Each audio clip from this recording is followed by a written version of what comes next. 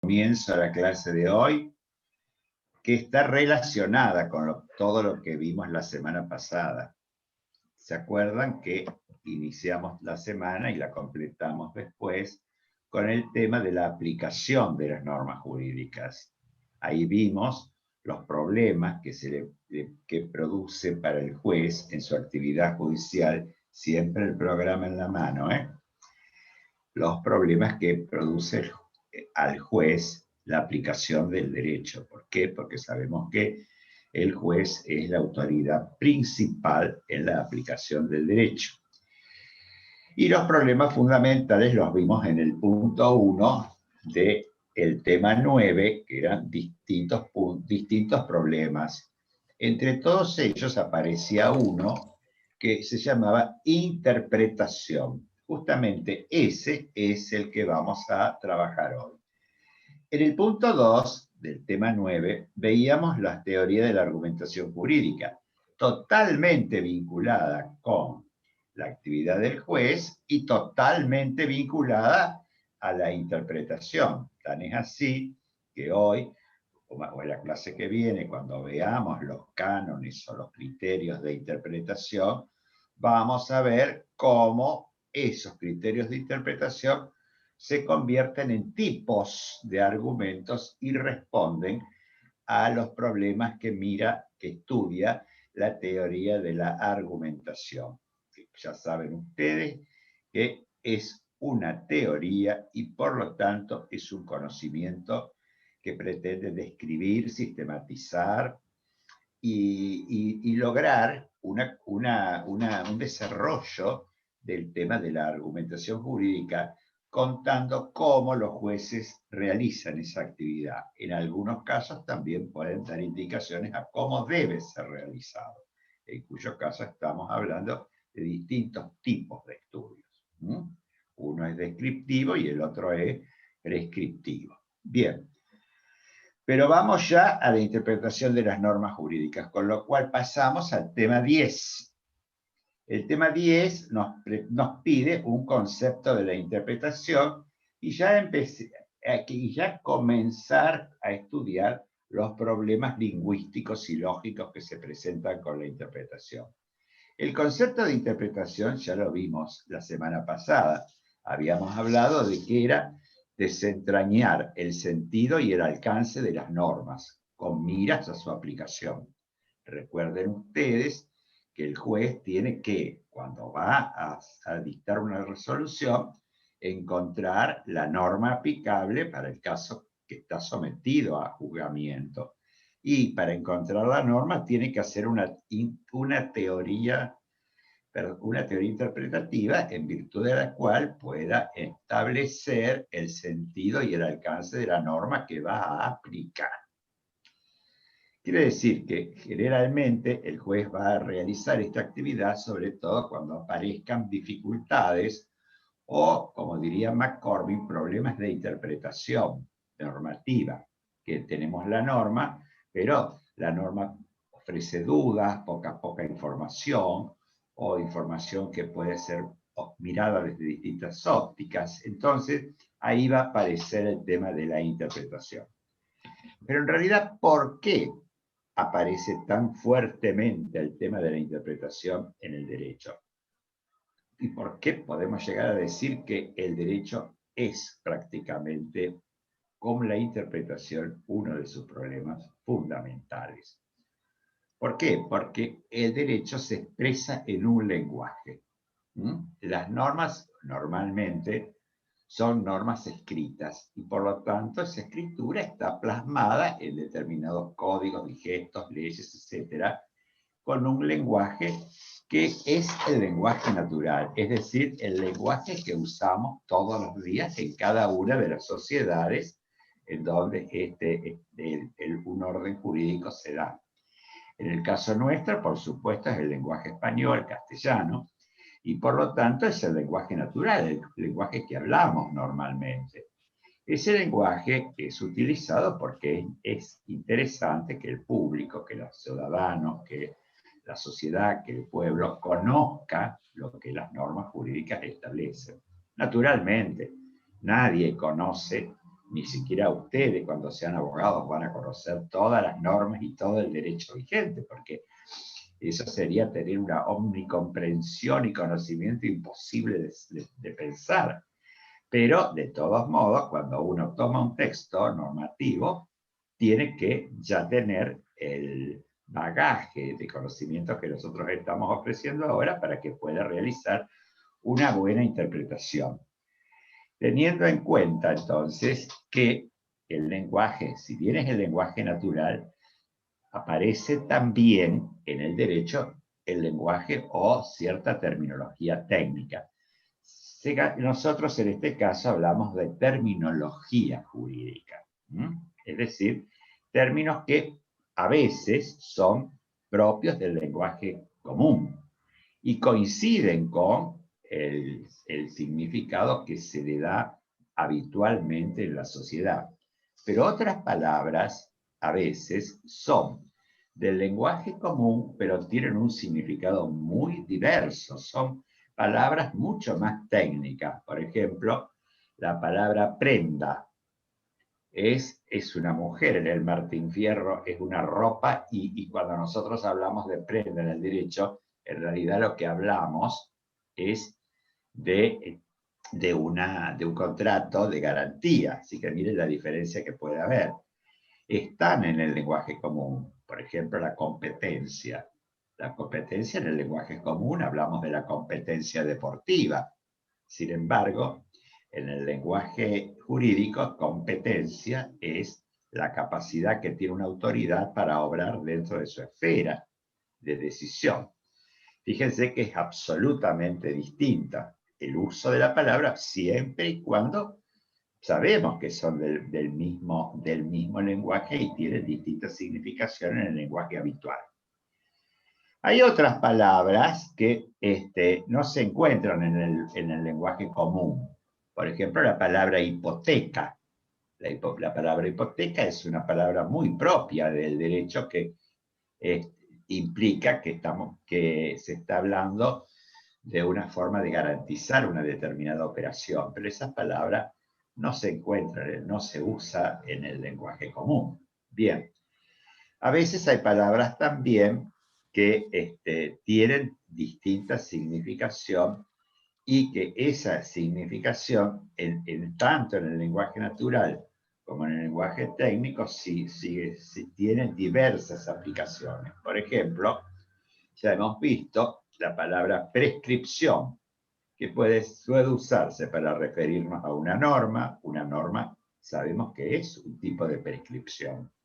Puede ser para referirnos a lo que llamamos prescripción adquisitiva o liberatoria, que consiste que por el paso del tiempo se logra obtener un derecho o dejar sin efecto una obligación. Otra palabra que es muy, muy ambigua dentro de nuestro derecho es la palabra sanción, porque con la palabra sanción hablamos, recuerden siempre, en la estructura de la norma hablamos de la segunda parte, ¿se acuerdan? Supuesto de hecho, deber ser y sanción. Pero también con la palabra sanción hablamos de la pena que un juez impone en una sentencia condenatoria. Y también cuando hablamos de la palabra sanción, hablamos de la sanción de una ley, que quiere decir la emisión de una ley. Entonces, ven cómo este uso de las palabras realmente es lo que nos trae estos problemas de interpretación. Estos serían entonces los problemas lingüísticos que se clasifican fundamentalmente en las ambigüedades y las imprecisiones. El lenguaje en general, ya saben ustedes que es realmente ambiguo, todo lenguaje. A veces no nos entendemos justamente por la ambigüedad que presenta el lenguaje. Entonces, no es tan fácil, ¿no es cierto?, entenderse en la vida cotidiana. Imagínense lo que significa la ambigüedad en el derecho. Ya ustedes saben, porque no es la primera vez que hablamos de esta ambigüedad, porque son problemas de lenguaje que dominan toda la terminología jurídica. Entonces, ustedes saben que la ambigüedad es, puede ser sintáctica y puede ser semántica. La semántica se refiere al significado de las palabras y la sintáctica a la relación que las palabras tienen en una oración. Si usted en una oración no pone una relación adecuada entre las palabras que componen la oración, esa oración no va a ser una oración entendible. A veces se puede mostrar que el cambiar una simple coma en una oración puede dar a esa oración un sentido diferente. Bien, y eso puede estar, una coma puede ser un error, una imprecisión que puede aparecer como una ambigüedad sintáctica. Nosotros en el libro damos un ejemplo de ambigüedad en el derecho constitucional, que es el artículo 2, que se refiere a que la nación sostiene el culto católico apostólico romano. Quiere decir que, ¿qué quiere decir ese sostiene ahí? ¿Qué significado le vamos a dar o le va a dar el juez si tuviera que una demanda vinculada con este tema? ¿Qué sentido le daría la palabra sostiene? ¿Sostiene es hacerse cargo de los gastos? ¿Sostiene es profesar una religión? Bueno, y ustedes ven que no se trata entonces de algo que pueda ser absolutamente lineal. Es polémico, porque alguien va a decir, no, la significación que nosotros damos como más conveniente es la que sostiene el culto en el sentido pecuniario, en el sentido patrimonial. Así hay salarios para los grandes dignatarios y bien general para los dignatarios de la Iglesia Católica Apostólica Romana, ¿no? Que nosotros también sabemos que es una persona jurídica de carácter público, muy distinto a las otras personas jurídicas, perdón, a las distintas iglesias que no son personas de carácter público. Bien. Lo que yo quería decirles, porque estuve buscando algo que fuera más novedoso y encontré algo que se está dando mucho últimamente, por eso creo que va a ser sencillo para ustedes interpretarlo, que es el artículo 80 del Código Penal. Leamos el artículo 80, por supuesto, ustedes en su casa. Leámoslo al artículo 80 y vamos a descubrir ahí la cantidad de palabras que se usan para agravar el delito de homicidio. El delito de homicidio, que tiene 8 a 25 años, está previsto en el artículo 79 del Código Penal. Mientras que el artículo 80 establece que hay agravantes para ese delito cuando el delito se comete de determinada forma. Por ejemplo, una de las agravantes más importantes es cuando la víctima del crimen es el ascendiente, el descendiente, el cónyuge, el excónyuge, o la persona con quien se mantiene o se ha mantenido una relación de pareja, mediare o no convivencia. Bien, la pregunta ahora es, ¿qué es una relación de pareja? Ustedes tienen que pensar si ustedes fueran jueces. ¿Van a aplicar el agravante a alguien que ha estado de novio con una señorita o a una señorita que ha matado a su novio? Ha sido algo superficial, se conocieron en una fiesta, se vieron un par de veces. ¿Es una pareja? ¿O qué requisitos se necesitan para considerarla una pareja? En el derecho civil, al cual el derecho penal tiene que acudir para destrabar muchísimas cuestiones de interpretación, aparece lo que llamamos la unión convivencial. Pero lo que sucede es que la unión convivencial es, como su nombre le indica, implica convivencia, mientras que acá el concepto de pareja es una relación mediare o no convivencia. Es decir, que aunque no haya convivencia, el homicidio entre novios o parejas, para llamarlo de alguna otra forma, es decir, personas que no están casadas, es un homicidio agravado. Y eso es muy, muy complicado. ¿Por qué? Porque de un homicidio simple a un homicidio agravado tenemos nada más que una pena de 7 a 9 años, de 8 a 25 años por un lado, y por el otro tenemos reclusión o prisión perpetua. Entonces, fíjense la diferencia que hay. Por supuesto que si es un ascendiente, si es un descendiente, si es alguien que ha sido cónyuge, si es alguien que ha sido excónyuge, podemos ir al Código Civil y vemos lo que entiende el Código Civil por ascendiente, descendiente, cónyuge, excónyuge, y aplicarle el agravante a las personas que estén dentro de las calificaciones que el Código Civil hace de ese tipo de personas. Pero fíjense que para interpretar el Código Penal hay que desplazarse al Código Penal civil.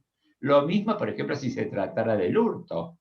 Hay que desplazarse al Código Civil para establecer la propiedad, en qué consiste el desapoderamiento de una propiedad, de una cosa que es ajena, y todo eso está en el Código Civil. Así que hay que estudiar el Código Civil para poder interpretar el Código Penal. Eso en casi todos, por no decir en muchos casos, pero podemos avanzar ahora porque no es momento. Pero si no, imagínense. Otras palabras que aparecen en el artículo 80, por ejemplo, son ensañamiento, por ejemplo, un crimen con ensañamiento, un crimen cuando se hace con mucha fuerza, no el de premeditación que ya fue sacado, pero por ejemplo, la alevosía, un procedimiento insidioso, dice el Código Penal, para grabar. ¿Qué es un procedimiento insidioso? Entonces, el juez tiene que encontrar, si el fiscal acusa por el uso de un procedimiento insidioso, el juez va a tener que definir qué es un procedimiento insidioso. Y que lo defina bien o mal es gravísimo para el imputado, porque pasa de 25 años a prisión perpetua, o de 8, si le pudieran poner el mínimo, a prisión perpetua. Y la prisión perpetua es un delito, es una pena que no se puede dividir, es prisión perpetua. Por supuesto, seguramente no va a estar, hay posibilidades de liberación cuando pasen cierto tiempo, con buena conducta, etcétera, etcétera, etcétera. Bien, pero lo que yo quiero que ustedes vean es cómo los diferentes códigos van presentando palabras, explicaciones que tienen que ser buscadas en otras ramas del derecho, para poder lograr una interpretación del derecho penal si es que estamos aplicando derecho penal. Si estamos dentro del derecho civil, vamos a encontrar también muchas expresiones dentro del Código Civil que vamos a tener que interpretar. De hecho, hay muchísimas palabras que son de difícil interpretación.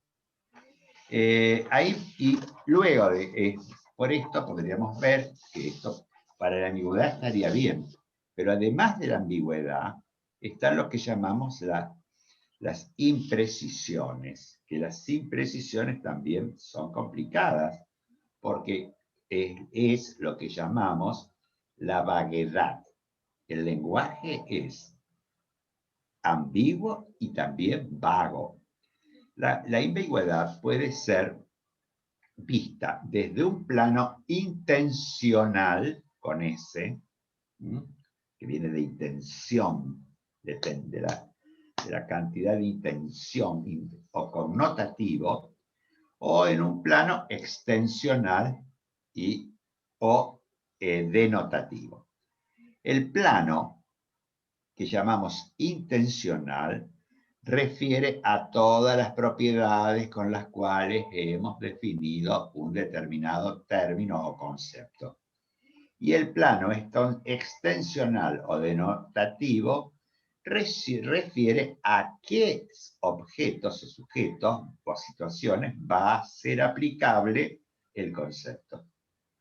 Por ejemplo, nuestro maestro Atienza trae el tema del término juez, que tiene una serie digamos, de rasgos para su conceptualización y que sabemos que puede ser aplicado a los jueces pasados, presentes y futuros. Entonces su extensión, la extensión de la palabra juez es muy grave, es muy lata, muy grande. Pero hay otras palabras que no tienen tienen muchas más dificultades, como palabras como qué es culpa grave, fundamentación razonable, velocidad excesiva, buenas costumbres. Imagínense ustedes en el derecho civil que vive con el tema buenas costumbres. ¿Qué son las buenas costumbres? ¿Cuáles son las malas costumbres? Y eso no lo dice la ley. La ley habla así, sobre la base de generalidades. Así que, si ustedes quieren verlo al artículo 80, no tienen más que buscar Código Penal y buscar el artículo 80. Entonces van a encontrar ahí todas las posibilidades que en materia de interpretación nos está dando ese artículo. Pero les digo que cualquier artículo que tomen les va a dar grandes dificultades por los distintos temas, o vaguedad, o ambigüedad, imprecisiones, etc. Para colmo, hay otro problema que son las dificultades que se presentan en la promulgación de las normas, porque a veces cuando se promulgan, cuando se emiten en papel, que eso lo hace un empleado en el Congreso, a veces comete errores, ¿eh? Y esos errores, cuando el juez tiene que aplicar la norma, los detecta. Entonces tiene que empezar a mirar los debates parlamentarios, etcétera, para ver si eso es un error o no. Pero puede haber errores también en la emisión de los documentos en los cuales se sancionan y promulgan las diferentes leyes o normas jurídicas en nuestro país. Ahora, para ir repasando esto, yo creo, María Jesús, que podríamos empezar con alguna placa desde la que tenemos donde define la interpretación, cosa de que que vayan viendo cómo esto que yo acabo de decir, cómo se puede sintetizar tomando en cuenta el material que tenemos y sobre todo los cuadros que están en la plataforma. También hay una placa que esquematiza de alguna manera los problemas lingüísticos de los que vos acabás de hablar. Claro, eso es lo que yo quisiera, antes que nada. Bárbaro. Y yo de para digamos, como una manera de confirmar lo visto hasta aquí. Exacto. Y después pasamos a la interpretación legislativa, judicial y doctrinal. Yo de paso, ¿lo ven? No sé si... Ya está.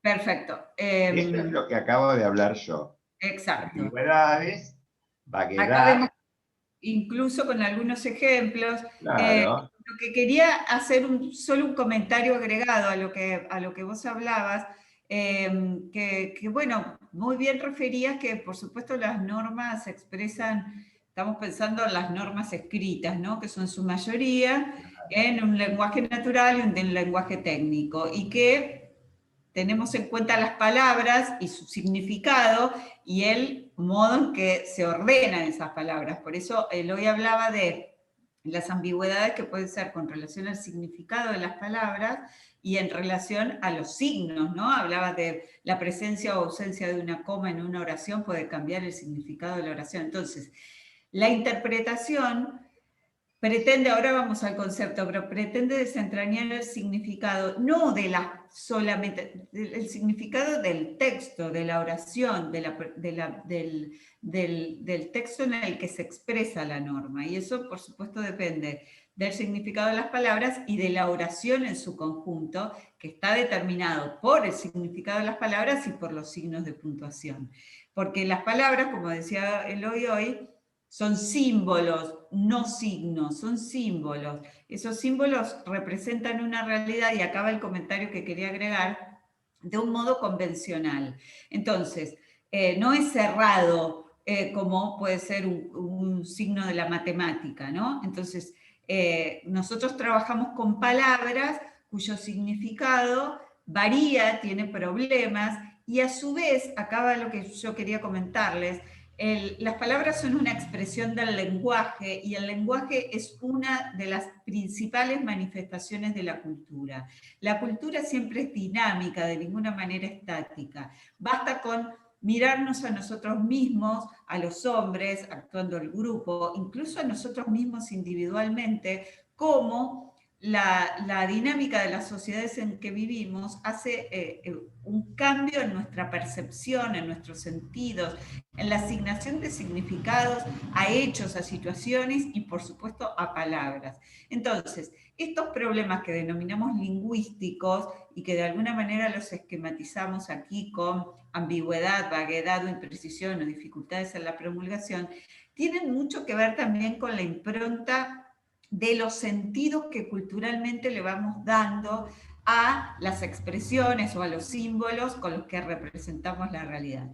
Recién poníamos algunos ejemplos. Algunos caen en la órbita del problema de la ambigüedad, otros en cuanto a la imprecisión. Recién poníamos el ejemplo de buenas costumbres, que es una expresión muy poco feliz, que ni ahora ni antes tampoco fue una expresión acertada, sobre todo en una sociedad multicultural en la que asume precisamente diferentes grupos con diferentes costumbres, y por lo tanto, bueno, no se puede catalogar o poner categorías de buenas o malas, pero piensen en expresiones como exhibición obscena o ese tipo de expresiones que tienen que ver con bueno, nuestras percepciones y nuestra evolución como sociedad. Bueno, también genera, no solo que las palabras pueden tener distintos significados, sino que cambian con el transcurso del tiempo esos significados también.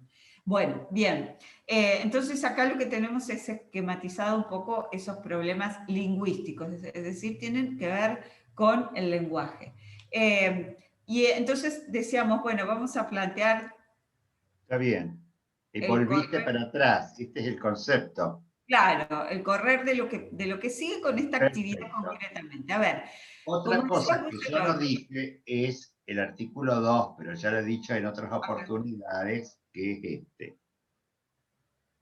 sí, ¿Cómo debe realizarse la interpretación? Porque en realidad acá lo que están en el Código Civil, en el artículo 2, son los cánones, los criterios, los que deben ser usados para interpretar. Eso está en la segunda parte de esta unidad, de este tema. ¿No? claro. Pero a mí me quedaron también un par de cosas para decir, que en realidad las buenas costumbres se utiliza mucho la expresión en el Código Civil y en el derecho civil cuando se refiere, como si fuese un concepto que está axiomático, a la buena fe, la moral y las buenas costumbres. Por ejemplo, cuando se define el abuso del derecho, se refiere a la buena fe, a la moral y a las buenas costumbres. Siempre va a haber abuso de derecho si se vulnera la buena fe, la moral y entonces, claro, ¿cómo hacemos para establecer bien qué es la moral que se ha vulnerado en este caso concreto? ¿En qué sentido ha habido mala fe o buena fe? Luego, también tenemos que establecer de qué manera, a qué buena o mala costumbre estamos refiriendo. Cuando somos jueces, Por ejemplo, me están dando acá un ejemplo de la ley de faltas que habla de actos turbatorios. ¿Qué son los actos turbatorios? Lo mismo, ¿no? Hay que toca al juez, porque una vecina le puede ir a denunciar a un vecino porque le tira agua en la vereda.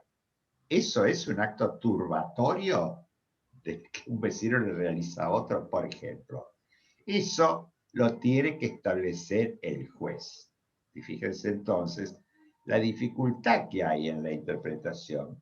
Por eso, esa dificultad en la interpretación suele permitir más de una interpretación correcta. Ese es el otro problema.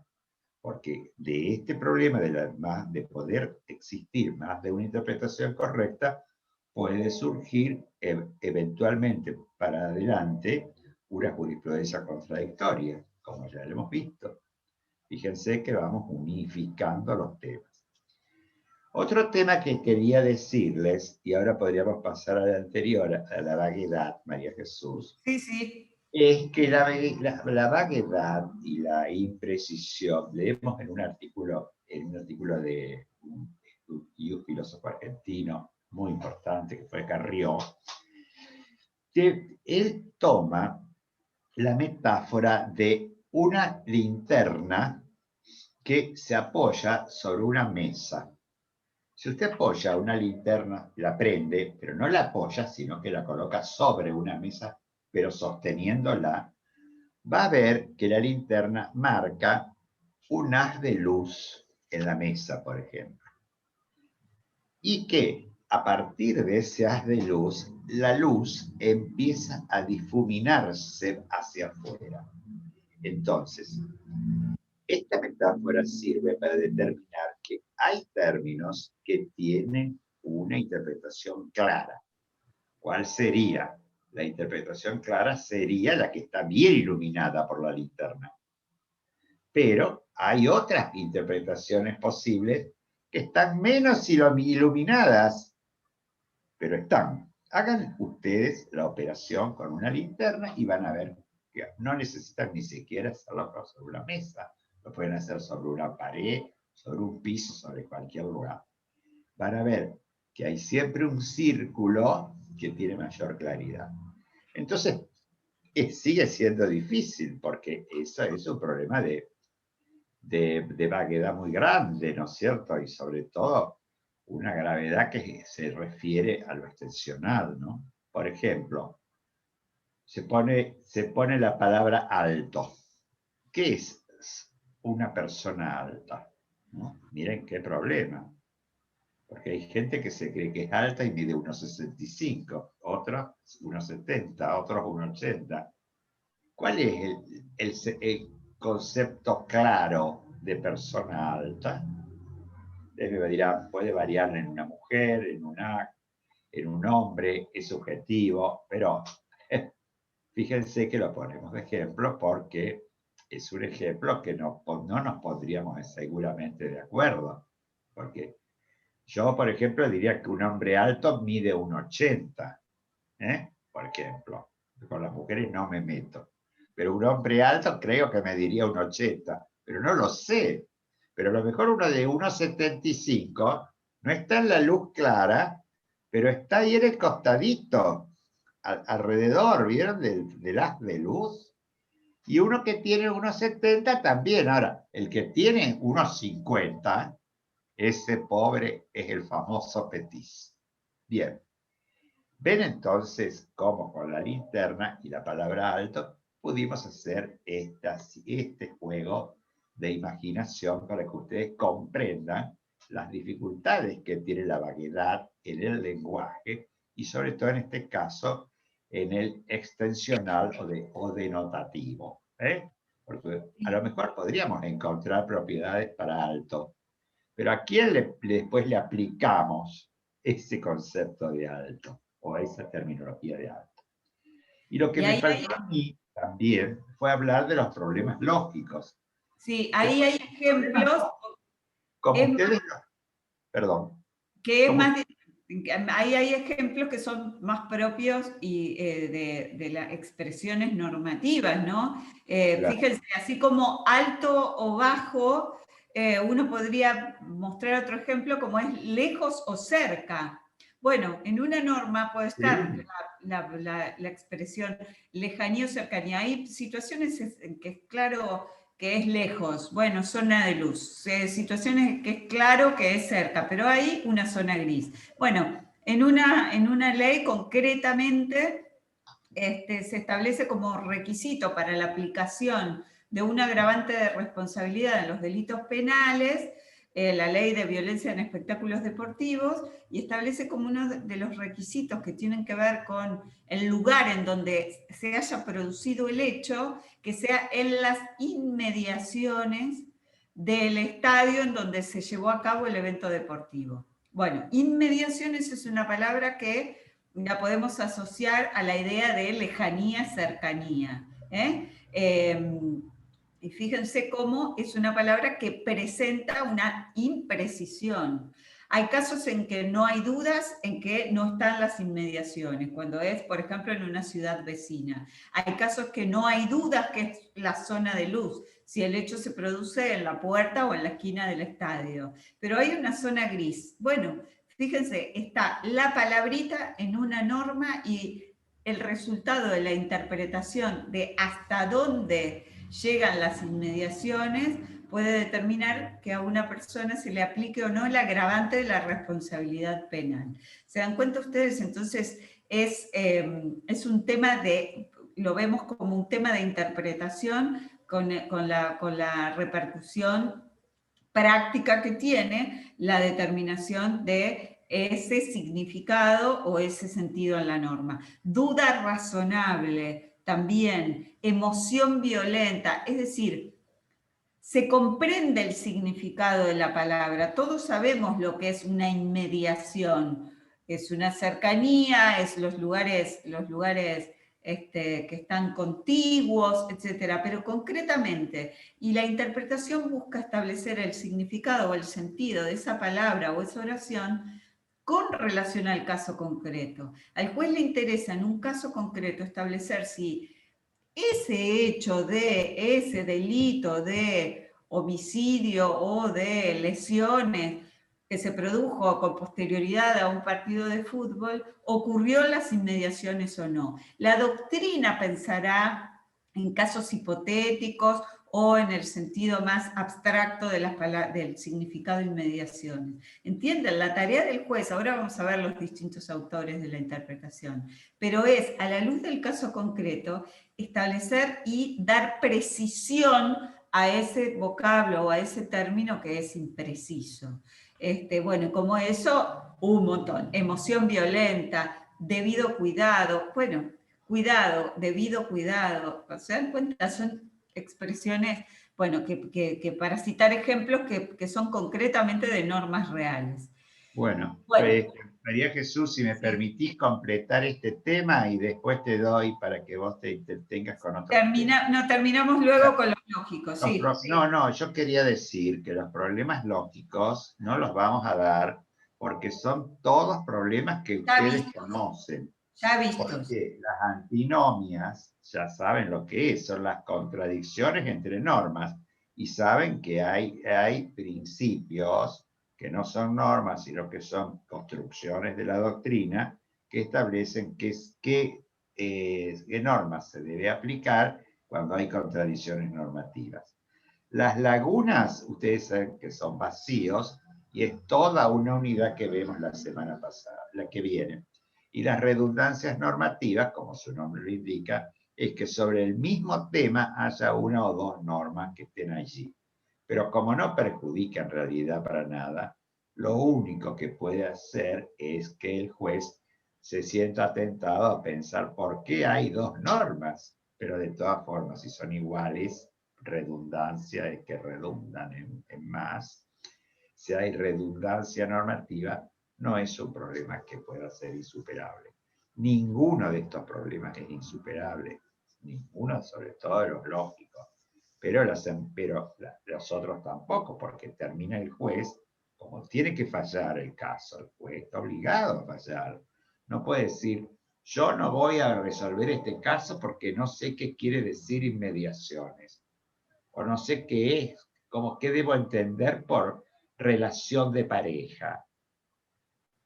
Si el juez lo resolviera así, inmediatamente tendría juicio político y sería exonerado, porque el juez tiene que resolverse, tiene la obligación de interpretar.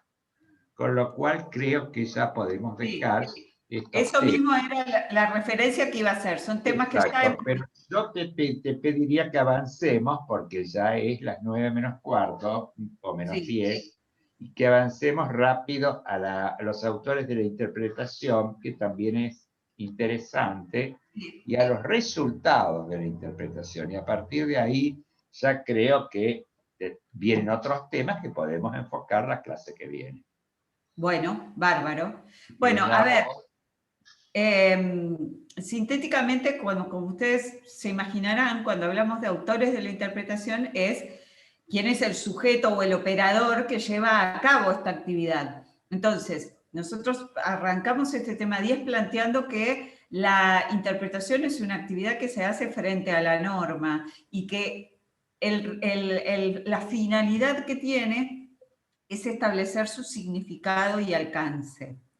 El significado de la norma, vimos, es el sentido, lo que la norma dice, y depende de todas estas cuestiones que tienen que ver básicamente con el lenguaje con el que la norma se expresa.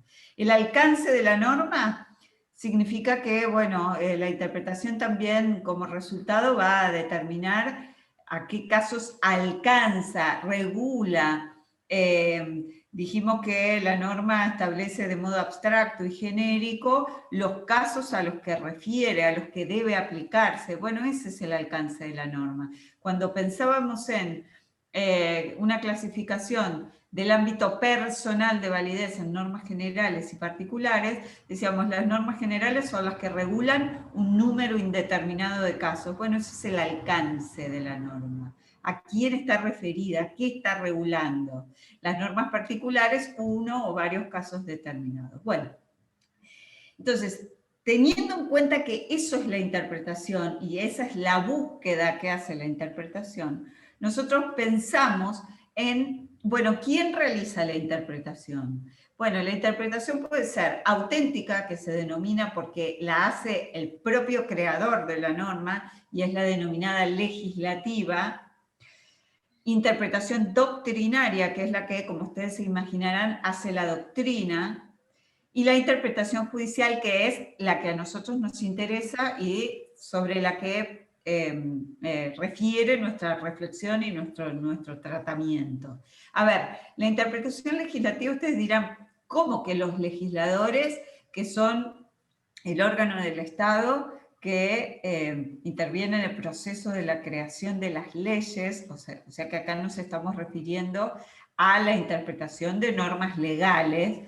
¿Cómo es que este órgano hace la interpretación? Bueno, ocurre que ciertas leyes son interpretadas por medio de una nueva ley, porque así es como se expresa el Poder Legislativo, y esta nueva ley, sin cambiar el contenido de esta ley que se está interpretando, esta nueva ley establece el sentido y el alcance con el que deben interpretarse a la hora de la aplicación estos contenidos normativos. No es una ley con efectos retroactivos, no puede cambiar el contenido de la ley a la que se interpreta. Es legislativa porque la hace el propio legislador. ¿Para qué? Para precisamente establecer lo que hace la interpretación, el significado y el alcance de la norma. Es decir, es aclaratoria, ¿se dan cuenta? Por eso es legislativa auténtica respecto de una ley anterior. Bien. La interpretación doctrinaria es con la que ustedes se van a cruzar ya mismo. Ni bien pasen introducción al derecho, perdón para los estudiantes de otras carreras, me refiero a los estudiantes de la carrera de abogacía. Ustedes aprueban teoría del derecho y es muy probable que se dediquen a estudiar la parte general del derecho civil, o quizás, bueno, derecho penal, derecho constitucional. Bueno, ¿qué es lo que van a hacer? Van a estudiar leyes. Van a estudiar las leyes, van a estudiar las normas de la Constitución y van a abrir libros de autores que se dedican a hacer dogmática jurídica. ¿Recuerdan la dogmática jurídica que vimos en el capítulo 2? Era ese saber que su material y su objeto eran las normas positivas, reales, vigentes, y que eran sistematizadas, ordenadas, interpretadas en miras a la aplicación. Bueno, eso es lo que hace la doctrina. Trabaja con ese material que son las normas que los jueces van a aplicar en la realidad y en los casos concretos y las interpretan. ¿Con un caso real? No, no tienen casos reales. Se plantean casos hipotéticos, de mucha utilidad para los jueces. Los jueces permanentemente consultan la doctrina. Ustedes cuando están estudiando las materias que denominamos dogmáticas, porque son las que tienen ley, van a estar permanentemente consultando a los autores que hacen interpretación doctrinaria. Y se van a encontrar con que el autor va a transcribir la norma y va a proceder a hacer toda una serie de análisis, reflexiones, interpretación, estableciendo cuál es el correcto significado, la correcta interpretación que debería hacerse de esa norma, marcando quizás ciertas cuestiones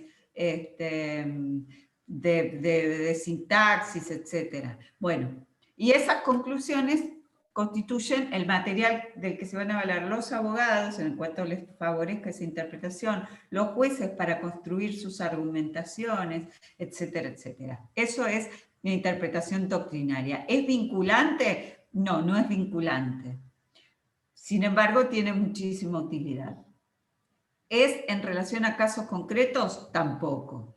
La que sí es en relación a casos concretos y sí es vinculante es la interpretación judicial. ¿Cuál es la interpretación judicial? La que hacen el Poder Judicial, los jueces, con relación a una norma para ser aplicada a un caso concreto. No interpretan la norma en sentido abstracto, qué significa inmediaciones, no. Interpretan la norma, interpretan qué significa inmediaciones, como decía hace un minuto, para establecer si inmediaciones alcanza a ese caso concreto, hasta dónde llegan a los efectos de la aplicación o no del agravante a ese caso concreto que el juez tiene que resolver, a ese hecho que ocurrió con posterioridad a tal partido, en tal fecha, en tal esquina, a tal distancia del estadio en donde se celebró el partido. ¿Se dan cuenta? Bueno, entonces, esa es la interpretación judicial, la que hacen los jueces respecto de las normas escritas, de eso nos vamos a ocupar, para resolver un caso concreto. Y acá vale una aclaración que la dejamos porque nosotros no lo abordamos en el programa, aunque tangencialmente en algún otro punto, pero los jueces no solo interpretan textos normativos, sino que también interpretan los hechos. Dijimos, cuando vimos silogismo jurídico, que el juez cuando construye la premisa fáctica, que es la premisa menor del silogismo, lo que hace es hacer una afirmación de un hecho que ocurrió en el pasado. Esa afirmación la hace porque construye cierto convencimiento en función de elementos probatorios que recogen el presente y hace una afirmación de un hecho del pasado, pero en base a interpretaciones también en relación a ese hecho. ¿Se dan cuenta? Bueno, todo ese es un campo que es lo que les quiero significar, que la interpretación no se limita únicamente a los textos normativos, aunque sí ese es el aspecto al que nosotros nos vamos a referir. Y muchas veces, bueno, como hablamos en otro momento de la calificación jurídica, bueno, tiene mucho que ver la interpretación del hecho con relación a la interpretación de la norma. Ya ahora cuando veamos... ¿Me permitís? Acá voy a recordar que la clase pasada, cuando vimos todo el tema de la argumentación jurídica, estuvimos estudiando a Neil McCormick. Con los problemas. Claro, el problema de relevancia y el problema de interpretación, que afectan a la premisa mayor o norma, y los problemas de prueba o problemas de calificación que afectan Ale. al hecho.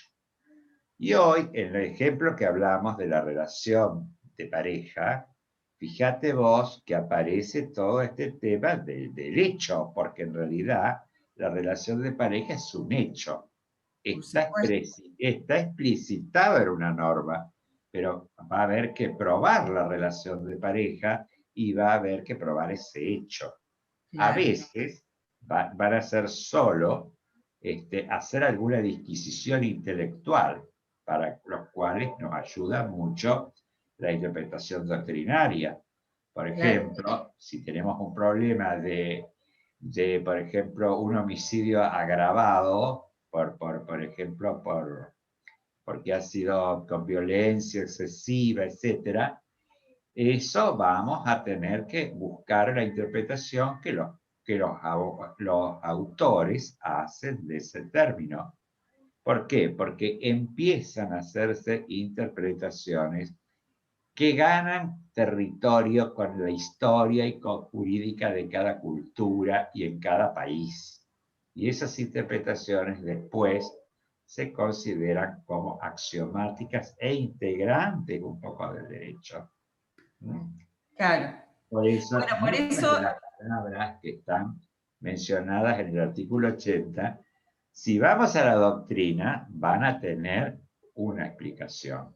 sí, pero Entonces, por eso ese ejemplo que pones vos de pareja es un ejemplo muy bueno, porque muestra claro, muchos problemas, porque, y ahí tiene un poco que ver la intervención que hice yo antes, que tenía que ver con lo cultural. O sea, el concepto de pareja, si ustedes se ponen a pensar, si pensamos unas décadas atrás, pareja era una relación de noviazgo o de matrimonio. Hoy la idea de pareja, lo mismo pasa con la idea de familia. Antes la idea de familia era papá, mamá, hijitos, tíos, abuelos y listo. Hoy la idea de familia es una idea felizmente muchísimo más amplia.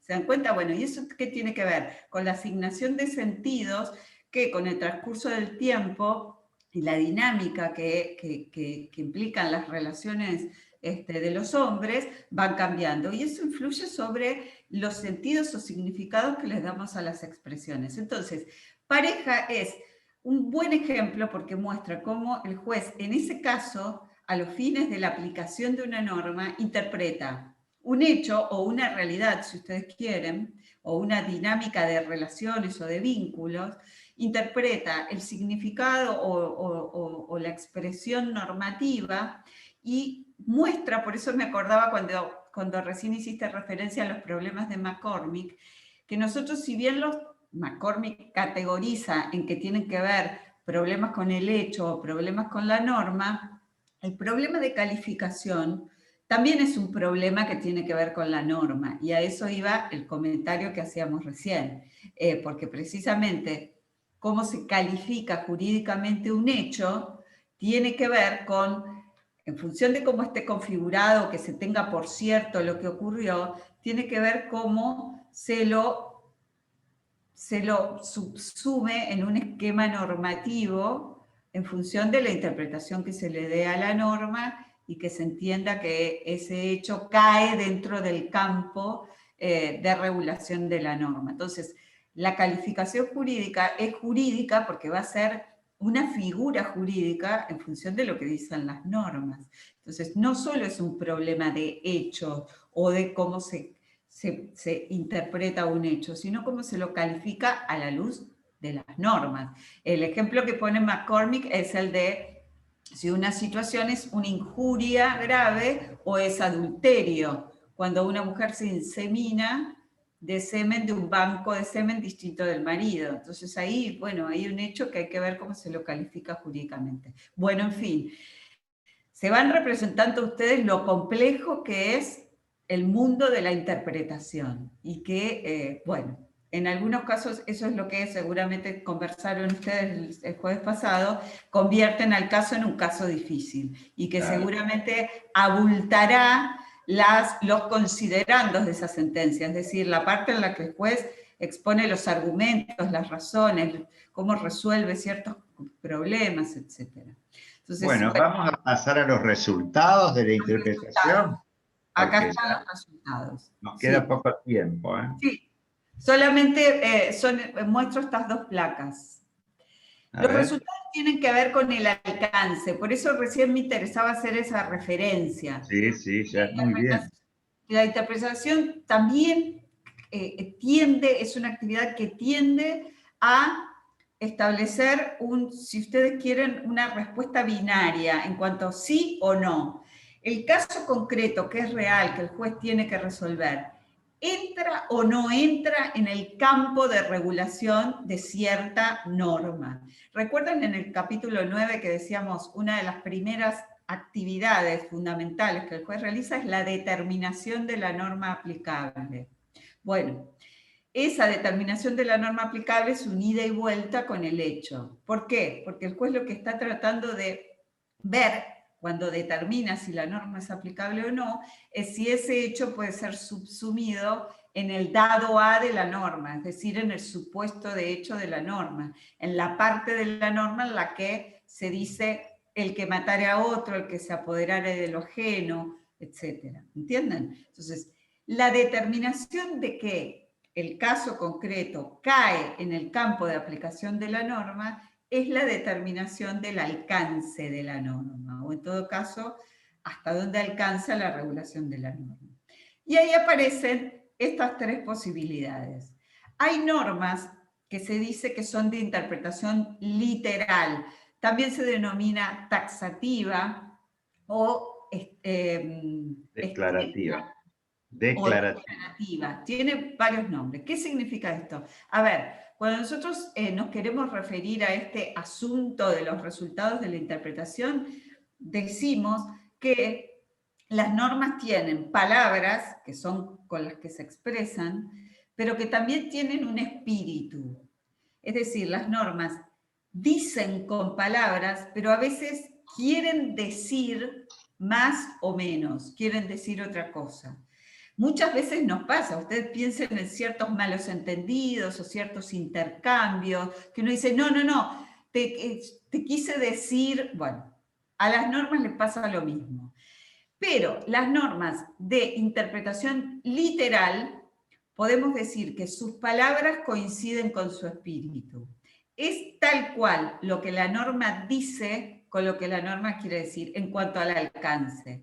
Que la norma regula ni más ni menos que los casos que taxativamente o declarativamente o literalmente expresa su texto. Coinciden las palabras de la norma con su espíritu, coincide lo que dice con lo que quiere decir. Ejemplos, son causales de nulidad del matrimonio. 1, 2, 3. No hay ni más ni menos causales para invocar la nulidad de un matrimonio civil que las que están enunciadas en el artículo. Derechos reales es otro ejemplo que ponemos. Yo no recuerdo números, pero eso no es relevante en este caso. Son ejemplos en los que las normas en su texto establecen los casos que estrictamente regulan. Bien, por eso esa es una interpretación que acá está, que se llama literal o declarativa o gramatical. Bien. Pero por otro lado están estos otros dos casos, que son la restrictiva y la extensiva. Y en estos otros dos casos son casos de normas o de textos normativos en los que no coinciden las palabras con el espíritu. Entonces, la interpretación, como vemos en esta placa, se denomina correctora. ¿Por qué? Porque por vía de la interpretación se establece específicamente esa corrección en cuanto a las palabras y la norma. A ver si tenemos un... Miren que acá tienen unos ejemplos interesantes. Nosotros esta interpretación correctora, es decir, la restrictiva y la extensiva, la solemos mostrar con normas que son características de los consorcios de propiedad horizontal o de normas que regulan la convivencia de los vecinos en los espacios comunes, que no dejan de ser normas jurídicas, por supuesto. Bueno, fíjense, una interpretación restrictiva. En este caso, las palabras parecen regular más casos que lo que... La norma es prohibitiva, es claramente prohibitiva. Está prohibido tener animales en el edificio. Entonces, según el texto de la norma o las palabras de la norma, la prohibición alcanza ¿a qué? A todos los animales. Entonces, los casos que alcanza la regulación de la norma, en este caso la prohibición, serían todos los animales. ¿Me siguen? Si nosotros interpretáramos de modo literal esta norma según sus palabras, está prohibido tener animales en el edificio, no se podría ni siquiera tener una tortuguita de agua en una pecera así, en la cocina del departamento de una anciana en el edificio. O no se podría tener un hámster, que es un poco una asquerosidad, pero que es un animalito común en ciertas casas donde no hay parque o donde, bueno, hay niños y se les quiere dar un ser vivo para entretenerse, bueno. Entonces, ¿a ustedes les parece que el espíritu de la norma es no tener animales? ¿Qué otro animal? Un pez, por ejemplo, en una pecera. ¿Se dan cuenta? Es un animal. ¿Se puede tener un gato? ¿Se puede tener un gato? Se supone que la norma está prohibiendo precisamente tener perros, gatos, ese tipo de animales que molestan. Denominamos domésticos que tienen alguna interferencia en la vida de los demás. Bueno, claro. ahora, si nosotros pensamos, en este ejemplo vemos claramente cómo las palabras son demasiado amplias, la prohibición es tener animales, todo animal, pero el espíritu de la norma es prohibido tener animales domésticos o prohibido tener animales molestos. ¿Se dan cuenta? Entonces, el juez, por vía de interpretación, restringe el alcance de la norma, en este caso el alcance de la prohibición. No está prohibido tener todos los animales, sino algunos, restringe, son menos los casos que los que pareciera prohibir por las palabras. El espíritu prohíbe menos casos que los que el texto, ¿se dan cuenta? Y al revés, la interpretación extensiva. Miren el enunciado de esta norma, pareciera estar un poco mejor que el anterior, pero igual genera problemas. Está prohibido tener animales domésticos en el edificio. Entonces ya el problema de la que tiene el pez en la pecera, bueno, no hay ningún problema. Ahora, ¿qué pasa si un vecino lleva una cabra, por ejemplo? O lleva un mono, o un, no sé. Una víbora. Una víbora. ¿Se dan cuenta? ¿Qué pasa acá? Las palabras, el texto de la norma es demasiado acotado y el espíritu piensa, el espíritu alcanza a más casos, la prohibición del espíritu alcanza a más casos que los de su texto. Según su texto, está prohibido tener animales domésticos. ¿Cuáles son los animales domésticos? El gato, el perro. Y punto. Y punto. Antes las tortugas, pero ahora también está prohibido en cualquier lugar tener una tortuga, ¿no? Ni siquiera, incluso en una casa que no pertenece a una propiedad horizontal, porque es un animal que se protege y que, bueno.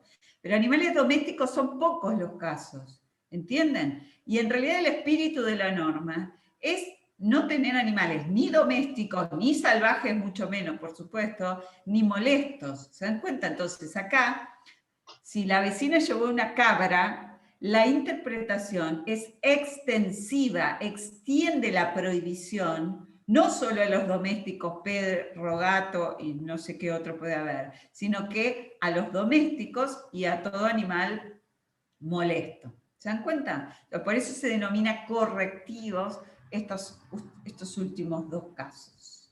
Bueno, espero que haya quedado claro con estas normas. Después ustedes tienen ejemplos de normas reales. Estas también son reales, pero de normas legales, quiero decir.